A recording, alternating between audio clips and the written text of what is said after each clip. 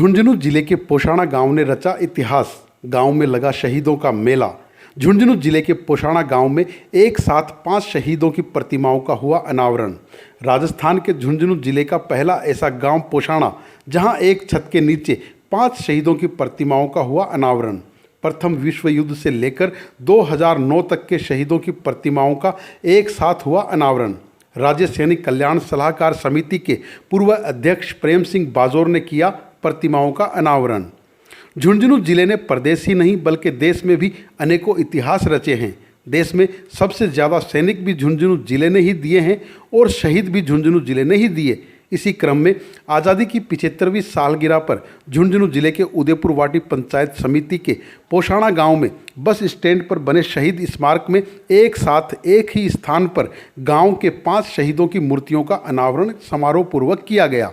राज्य सैनिक कल्याण सलाहकार समिति के पूर्व अध्यक्ष प्रेम सिंह बाजोर ने कहा कि आज का दिन हमारे लिए और प्रदेश के लिए एक ऐतिहासिक दिन है। एक साथ 5 शहीदों की प्रतिमाओं का अनावरण किया गया।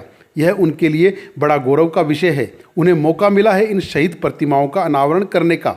उन्होंने कहा, आज इन शहीदों के कारण ही हम आज़ादी की सांस ले पा रहे हैं। इस स्मारक में प्रथम विश्व युद्ध से लेकर 2009 तक के शहीदों की मूर्तियां लगाई गई है। झुंझुनू जिला राजस्थान का पहला ऐसा गांव जहां एक साथ 5 शहीदों की मूर्तियां एक साथ लगी है। 1945 के द्वितीय विश्व युद्ध, 1962 के भारत चीन युद्ध, 1967 और 2009 के 5 शहीदों की मूर्तियों का एक साथ एक ही स्थान पर स्थापित किया गया है। द्वितीय विश्व युद्ध में 5 फरवरी 1945 को जर्मनी में शहीद हुए शहीद शेडूराम मेचू तथा द्वितीय विश्व युद्ध में 8 मार्च 1945 को शहीद हुए जोधाराम महिला और गांव के तीसरे शहीद बोयतराम ढेवा 20 नवंबर 1962 को भारत चीन युद्ध में लद्दाख में शहीद हुए थे, जबकि चौथे शहीद बालाराम खेरवा 11 सितंबर 1967 को लद्दाख में शहीद हुए।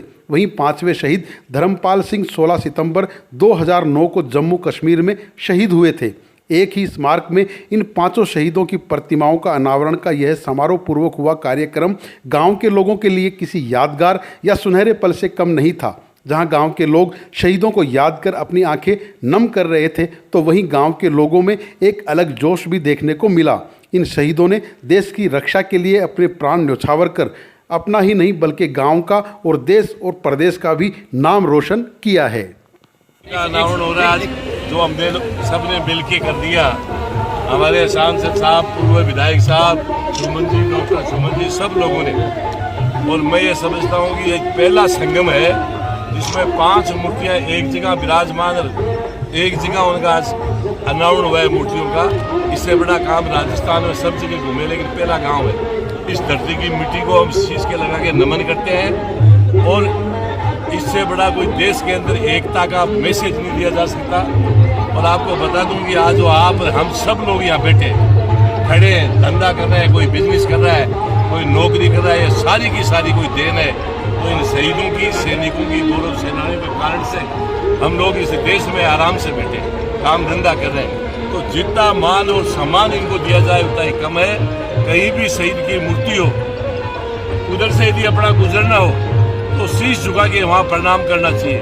गौरव सेनानी, वर्तमान सैनिक कहीं भी मिले तो सब इस देशवासियों की जिम्मेदारी है कि उनको जय हिंद करके सलूट देनी चाहिए, ताकि इनका मनोबल रहे, इनको ये ध्यान में रहे कि सारी देश की जनता हमारे साथ है।